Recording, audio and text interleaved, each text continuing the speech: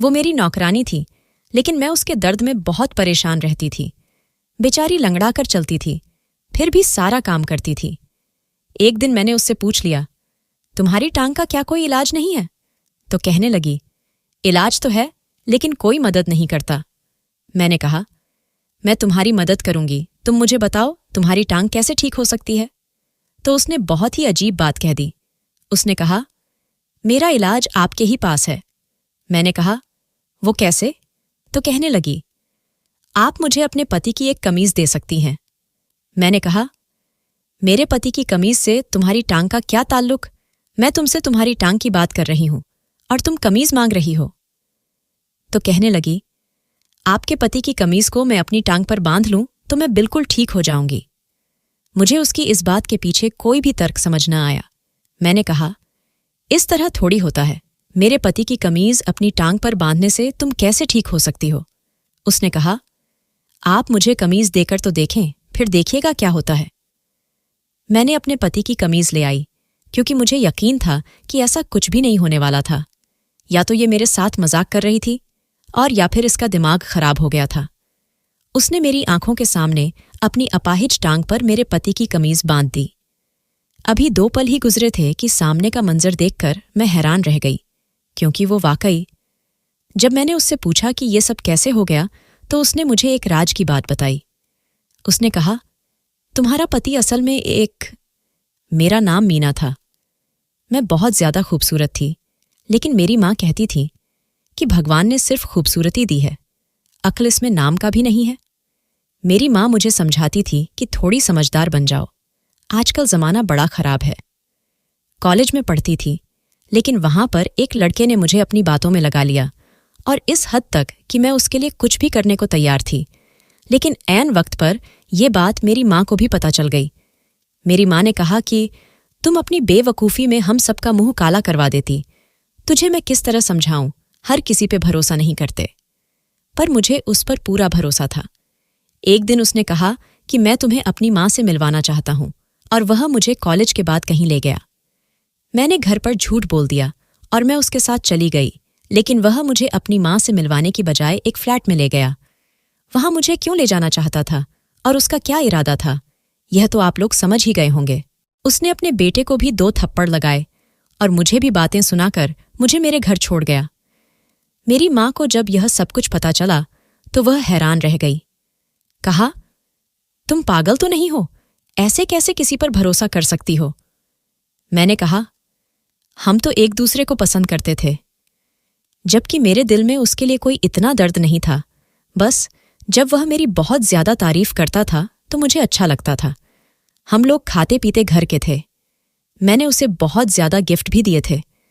मेरी माँ ने मुझे कहा कि वह सिर्फ तेरा फायदा उठा रहा था, और अगर तेरा सबसे ज्यादा फायदा उठा लेता तो फिर तेरे पास क्या रह जाता। तो भगवान का शुक्र अदा करके पता नहीं उसने किस बात पर खुश होकर तेरी इज्जत रख ली, वरना क्या से क्या हो जाता। मेरी माँ ने मुझे बहुत बातें सुनाई थीं। मैंने उस दिन के बाद कसम खा ली थी कि मैं किसी लड़के से दोस्ती करूंगी ही नहीं, क्योंकि मेरी माँ ने मुझे समझाया कि मर्दों को और अच्छे सिर्फ एक ही चीज चाहिए होती है। और उस दिन के बाद मैंने कसम खाई कि अब मैं भी समझदार हो जाऊंगी और कभी किसी पर भरोसा नहीं करूंगी। शायद मुझे कोई दिमागी प्रॉब्लम था, छोटी छोटी बातें समझ नहीं आती थीं। जैसे मुझे कोई एक बार में बुलाता तो मुझे उसकी आवाज ही नहीं आती थी।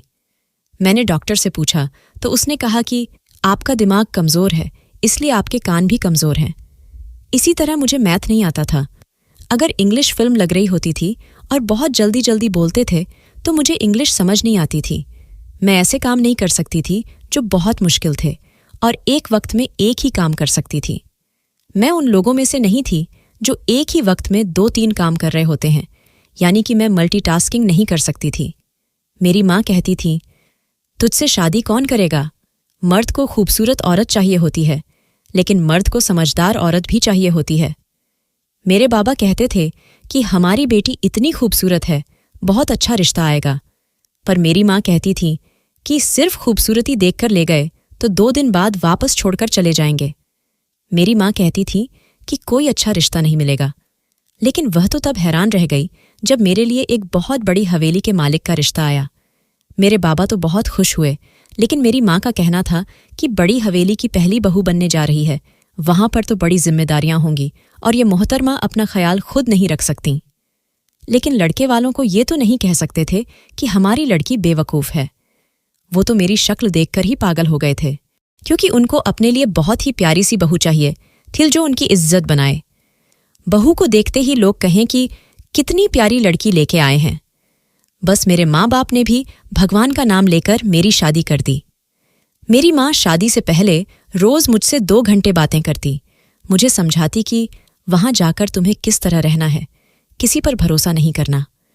खैर, मैंने सारा कुछ समझ लिया, लेकिन मेरी माँ ने इतनी बातें सुनाई थीं कि आधी से ज्यादा बातें तो मैं भूल ही गई थी। मेरी माँ ने तो मुझे ऐसी ऐसी बातें सुनाई थीं कि मैं हैरान हो गई थी। ऐसा लगता था कि शादी कोई बहुत बड़ी सजा है। वह कहती थी, बड़ी हवेली है, बड़े काम हैं, तू बड़ी बहू है, उनके बेटे के सामने अच्छे से रहना, दांत निकाल के हंसना नहीं, जो काम कहें चुप करके कर देना। वहां पर तुझे मैंने घर के काम तो नहीं देने, लेकिन तेरी कुछ जिम्मेदारी तो होंगी। पता नहीं तेरा क्या बनेगा मीना। मैं तो परेशान हूं। शादी हो गई। मैं अपने कमरे में बैठी थी जब मेरा पति आया। मेरी माँ ने कहा था कि थोड़ा सा शर्मा लेना, लेकिन मुझे शर्म नहीं आई। आखिर वो मेरा पति था।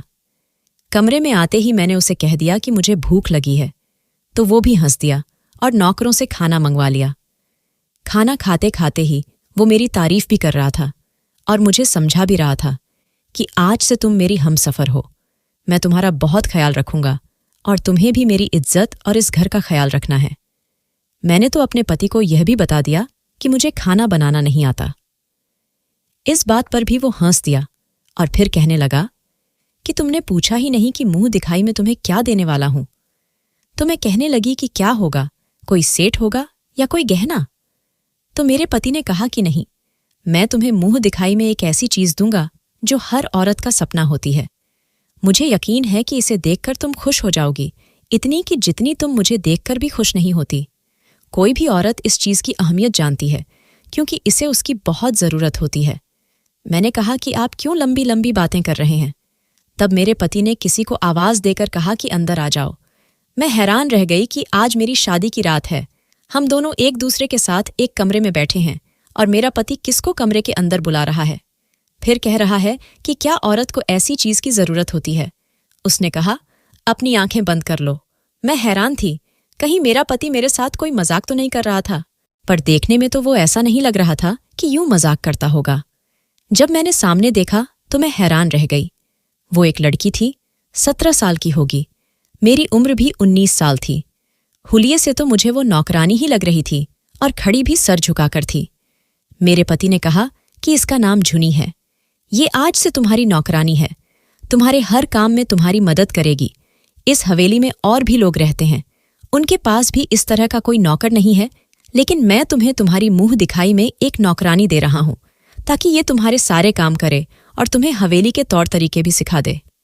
ये देखकर मैं वाकई बहुत खुश हुई, क्योंकि यही सोच रही थी कि मैं अकेले सारा कुछ कैसे संभालूंगी। ये तो वही बात हो गई कि अंदर क्या मांगे। मेरी माँ ने तो मुझे इतना परेशान कर दिया था कि तेरा क्या बनेगा तो क्या करेगी।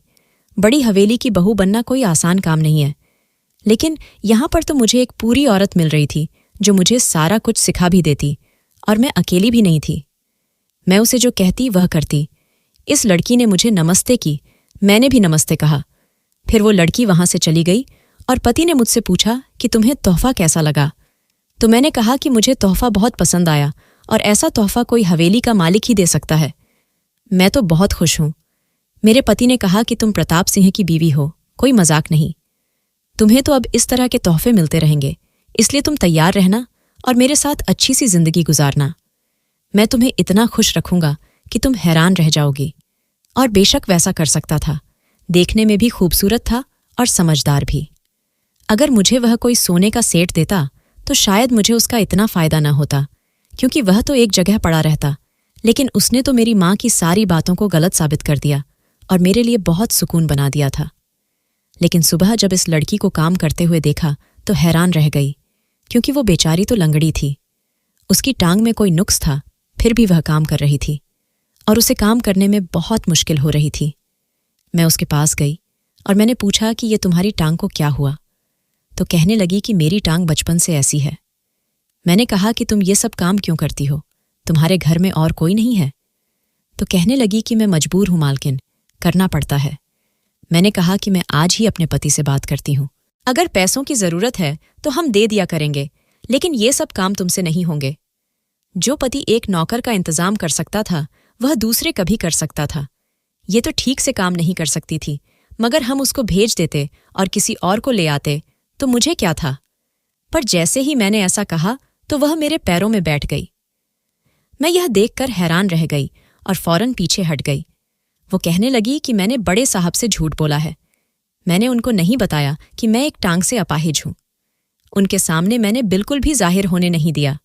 वो समझते हैं कि बस छोटा मोटा नुक्स है, लेकिन असल मसला बहुत ज्यादा है। अगर उनको ये सब पता होता तो वो मुझे कभी ये नौकरी न देते, और मुझे इस नौकरी की सख्त जरूरत है। आप कभी भी उनको यह बात नहीं बताइएगा। आपकी बड़ी मेहरबानी होगी। मेरे घर वाले, मेरे बच्चे भी आपको दुआएं देंगे। वो तो बेचारी परेशान ही हो गई। मैंने कहा, ठीक है, ठीक है। मैंने कहा कि तुम्हारे बच्चे भी हैं? तो कहने लगी कि हाँ, जब मैं 14 साल की थी तो मेरी शादी करवा दी थी। मेरा 1 साल का बेटा है जो घर में मेरी सास के पास होता है। मेरा पति कोई पैसे नहीं कमाता। अपने छोटे से बच्चे को सास के पास छोड़कर आना पड़ता है। वहां से सोचकर ख्याल भी नहीं रखती है, और मेरा पति भी मुझे बातें सुनाता है। मैं बड़ी मजबूर हूं मालकिन। अगर आपने मुझे ये काम नहीं दिया और मुझे थोड़े पैसों पर भी रख लिया तो उन पैसों से गुजारा नहीं होगा। मैं अपने हाथ से कमाकर खाना चाहती हूं, और फिर मेरा पति मुझे देखेगा। कोई काम नहीं कर रही तो कहीं ना कहीं और भेज देगा, मजदूरी पर भेजेगा। इससे तो यही अच्छा है कि मैं उसे घर में आपके काम करूंगी। मैं आपके काम अच्छे से करूंगी, आपको कोई तकलीफ नहीं होगी, सारा काम आपको वक्त पर मिलेगा। मैंने उससे कहा, ठीक है, तुम परेशान मत हो, मैं यह बात किसी को भी नहीं बताऊंगी। इसलिए उसने मुझसे वादा ले लिया, और मैंने भी कहा कि हाँ ठीक है, नहीं बताऊंगी। वो बेचारी तो बहुत ही मजबूर थी। इसीलिए मैंने अपने पति से भी इस बारे में बात न की, वरना मैं तो जरूर बताती कि एक अपाहिज लड़की से काम करवाना कोई अच्छी बात नहीं है। घर में और नौकर भी थे, लेकिन वो लोग अपने अपने काम ही करते थे। मुझे हवेली का जो हिस्सा दिया गया था उसके बहुत सारे काम होते थे, और वो सारे काम झुनी करती थी। लंगड़ा लंगड़ा कर चलती हुई जब वो काम करती थी तो उसे देखकर मुझे बड़ा दुख होता था। कोई लंगड़ा कर चल रहा हो तो वैसे ही इंसान उसे देखकर यह सोचता है कि बेचारा अपाहिज है, लेकिन मेरी नौकरानी तो अजीब तरह से लंगड़ा कर चलती थी, इतना अजीब कि देखा ही नहीं जाता। मुझे ऐसा लगता था कि मैं उस पर जुल्म कर रही हूं। सोचा कि उसका इलाज करवा देती हूं। इतने पैसे थे हमारे पास, क्या एक औरत का इलाज नहीं हो सकता था? अगर उसका इलाज हो जाता तो वह हमें ही दुआ देती, और हमें भगवान भी और ज्यादा पैसे दे देता। एक दिन वो काम कर रही थी और मैं वहीं पर बैठी थी। उससे पूछा कि तुम्हारी टांग का कोई इलाज नहीं हो सकता? बड़े से बड़े डॉक्टर को दिखाओ, जितना खर्च आएगा मैं देने को तैयार हूं। तो मेरी नौकरानी ने कहा कि इसका इलाज तो 2 मिनट में हो सकता है। मैं यह बात सुनकर हैरान रह गई कि अगर 2 मिनट में इलाज हो सकता है तो फिर तुम करती क्यों नहीं? तो कहने लगी, क्योंकि इसका इलाज तो आपके पास है। मैंने कहा कि क्या मजाक के मूड में हो, किस किस्म की बातें कर रही हो? अगर मेरे पास इलाज है तो बताओ मुझे। तो उसने मुझे एक ऐसी बात बताई कि मैं हैरान ही रह गई। उसने कहा कि अपने पति की एक इस्तेमाल की हुई कमीज मुझे दे दें। जैसे ही मैं वह कमीज टांग पर बांधूंगी तो मेरी टांग बिल्कुल ठीक हो जाएगी। मैंने कहा कि तुम कैसी बच्चों जैसी बातें कर रही हो, ऐसा कैसे हो सकता है? तो उसने मुझसे कहा कि आपके जो हस्बैंड है ना, वो हमारे इस गांव के बड़े पुराने और पहुंचे हुए मालिक हैं, और उनके जो बड़े थे ना, वो भी ऐसे थे। तो उनकी दुआ से उनके अंदर भी कुछ असरात आए हुए हैं, इसलिए यह बात बिल्कुल सच है। अगर आपको यकीन नहीं होता तो आप मुझे अभी कमीज ला कर दें और अपनी आंखों से देख लें। अब मैं उससे क्या बहस करती? मैंने कहा कि अभी पता चल ही जाएगा। मैं कमरे में गई और अपने पति की इस्तेमाल की हुई कमीज बाहर ले आई। मैंने कहा कि लो, दिखाओ मुझे, और अगर कुछ ना हुआ तो मैं तुमसे बात नहीं करूंगी। तुमने मेरा वक्त जाया किया और तुम मुझे बेवकूफ बना रही हो। वैसे ही सारी जिंदगी लोग मुझे बेवकूफ ही समझते रहे थे। अब मेरी अपनी नौकरानी भी अगर मेरे साथ इस तरह का मजाक कर रही थी तो मुझे गुस्सा तो आना था, और मैं बाकी लोगों के सामने बोल नहीं सकती थी, लेकिन इसे तो मैं डांट भी सकती थी। तो उसने कहा कि राम राम, मैं ऐसा क्यों करूंगी? मालकिन, मैं कौन होती हूं आपको बेवकूफ बनाने वाली? आप अभी देख लें। मेरे पति की कमीज को उसने एक पट्टी का रूप देकर उसको अपनी मजदूर टांग के ऊपर बांध लिया। जब वो यह बांध रही थी तो जमीन पर बैठी थी, लेकिन जब वो खड़ी हुई तो उसे देखकर मेरे कदमों तले से जमीन निकल गई, क्योंकि वो बिल्कुल सीधी खड़ी थी। मैंने उसे कहा कि तुम खड़ी पहले भी हो जाती हो, अब जरा मुझे चलकर दिखाओ। लेकिन दिल ही दिल में थोड़ा घबरा रही थी, क्योंकि वो बहुत ही भरोसे से ये सारी बातें कह रही थी। लेकिन जब उसने मुझे चलकर दिखाया तो मैं हैरान रह गई। वो तो बिल्कुल ठीक चल रही थी। मैंने उसे अच्छी तरह देखा, कहा कि इधर से उधर जाकर दिखाओ। वो बिल्कुल किसी आम इंसान की तरह चल रही थी और खुशी से रो भी रही थी। मैंने फिर उससे कहा, अगर इतनी सी बात थी तो तुमने मुझे पहले क्यों नहीं बताया? तुम मुझे पहले बता देती तो तुम्हारा यह दिक्कत हल हो जाता। उसने कहा, मुझे क्या पता था मालकिन, मुझे लगा कि आप गुस्सा हो जाएंगी। अपने पति की इस तरह की चीज किसी को कौन देता है? आजकल तो कोई किसी पर भरोसा नहीं करता। मैंने कहा, पागल, तुम्हारी टांग ठीक हो गई है, और अगर एक कमीज देने से तुम्हारी टांग ठीक हो गई है तो फिर मुझे क्या दिक्कत हो सकता है? मैं भी अब दिल ही दिल में बहुत खुश थी कि मैंने उसकी मदद कर दी, क्योंकि मैं तो पहले दिन से उसकी मदद करना चाहती थी। वह बहुत अच्छी थी, मेरा बहुत ख्याल करती थी। मैं जो काम कहती फौरन करती, मेरे पांव दबाती थी, मेरा कमरा साफ करती थी, मेरे लिए खाना बनाती थी, और मुझे सबके बारे में बताती भी ठीक है। कौन कैसा है, मुझे कैसे उठाना है, कैसे बैठाना है। उसने मेरी इतनी मदद की थी कि अगर वह अभी तक नहीं होती तो शायद ही लोग मुझे इस हवेली से ही निकाल देते, तो पता नहीं किसको उठाकर ले आए। मेरे से तो पानी का गिलास भी नहीं पकड़ा जाता था, मेरे से चीजें बहुत गिरती थीं। मेरी नौकरानी पहले से भी ज्यादा तेज हो गई। उसकी टांग बिल्कुल ठीक हो चुकी थी। वह भाग भाग कर सारे घर के काम करती। एक ही दिन में उसने सारी हवेली ढो डाली, बल्कि वह काम जो पहले उससे नहीं हो रहे थे।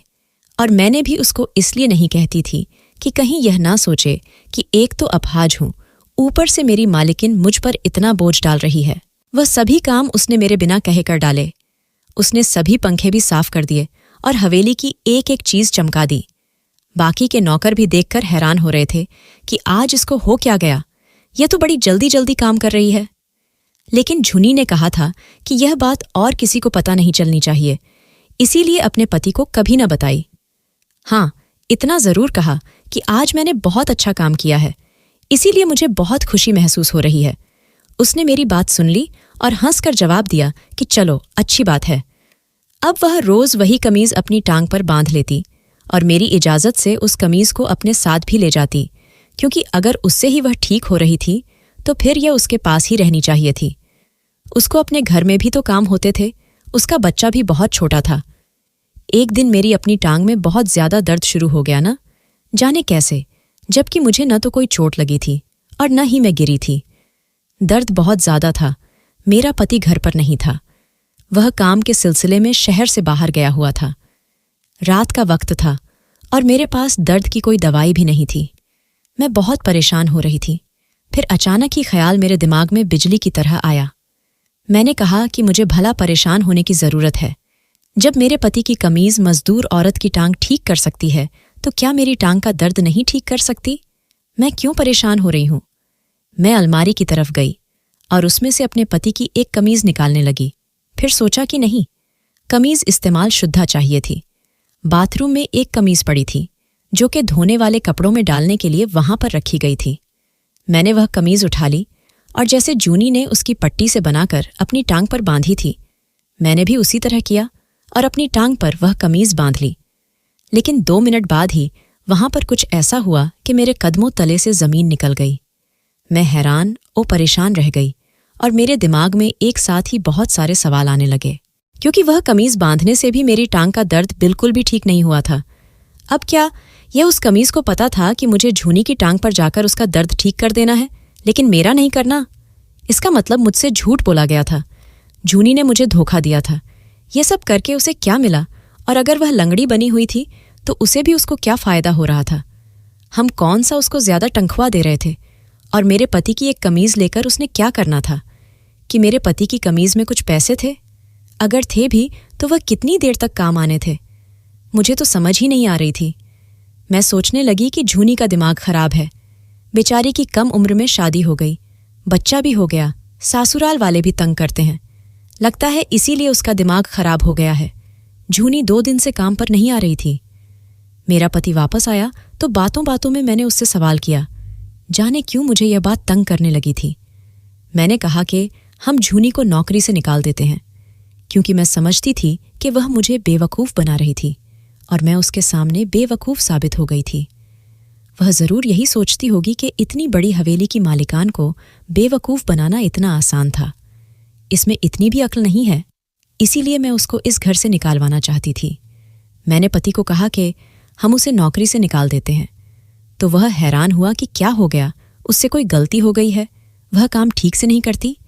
क्योंकि मेरे पति का कहना था कि वह बहुत ही अच्छे खानदान से है और इसीलिए मैंने उस पर इतना भरोसा किया है। बार बार ऐसे लोग नहीं मिलते जिन पे इंसान भरोसा कर सकें।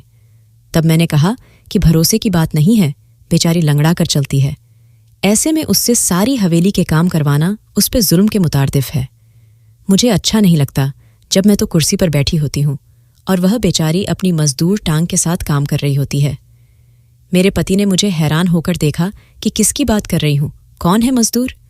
मैंने कहा कि झूनी और कौन, उसकी टांग खराब है। तो पति कहने लगा, उसकी कोई टांग खराब नहीं है, तुम्हें किसने कह दिया।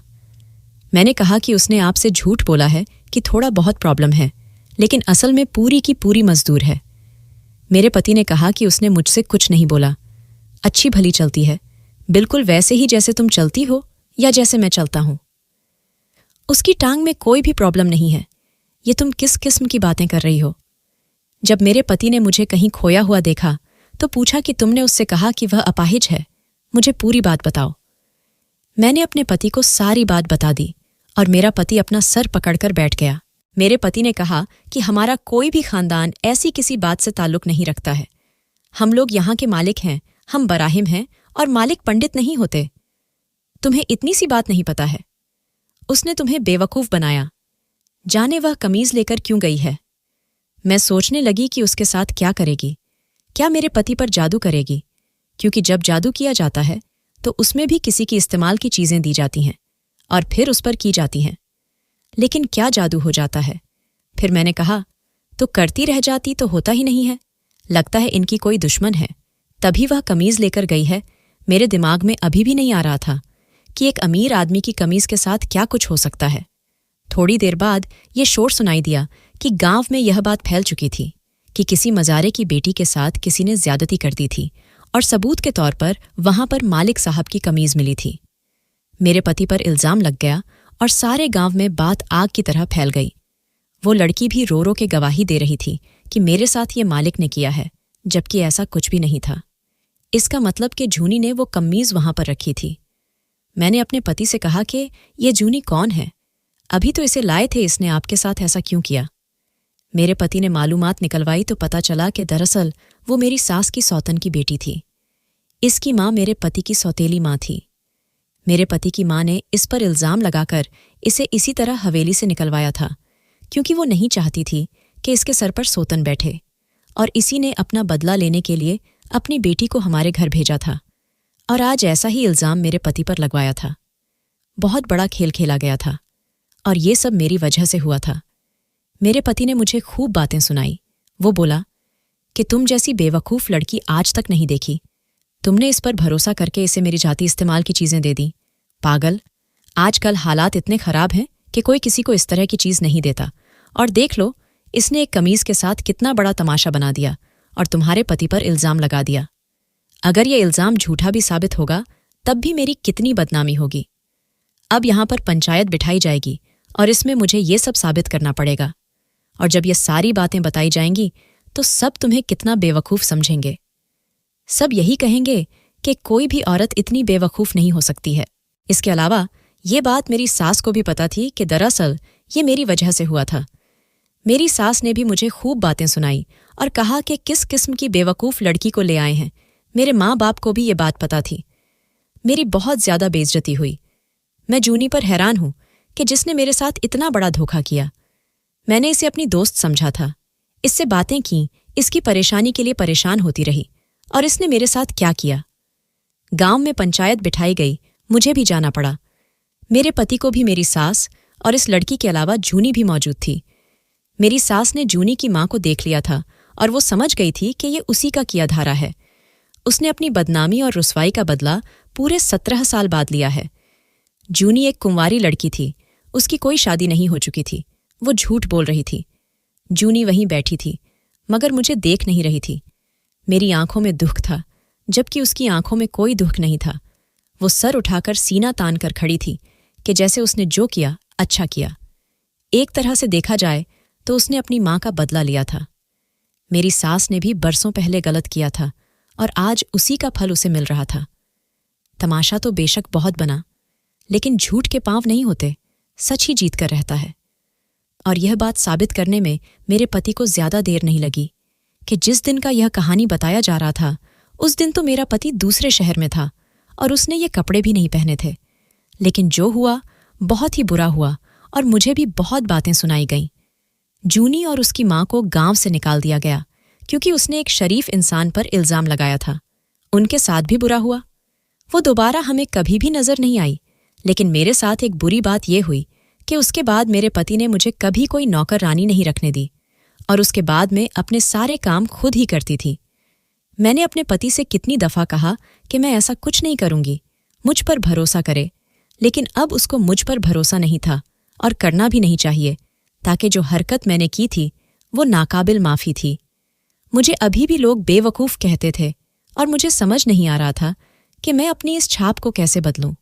बस फिर मैंने अपने काम से काम रखना शुरू किया और कसम खाई इंसान का तो पता ही नहीं चलता। बाद में मैंने कभी किसी पर भरोसा नहीं किया। फिर मैं उम्मीद से हो गई। भगवान ने मुझे एक साथ 2 बेटे दे दिए।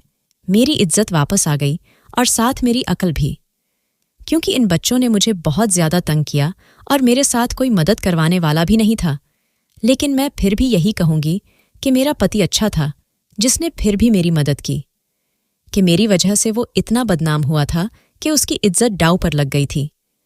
दोस्तों, वीडियो कैसा लगा कमेंट करके जरूर बताएं। वीडियो को लाइक और चैनल को सब्सक्राइब जरूर करें।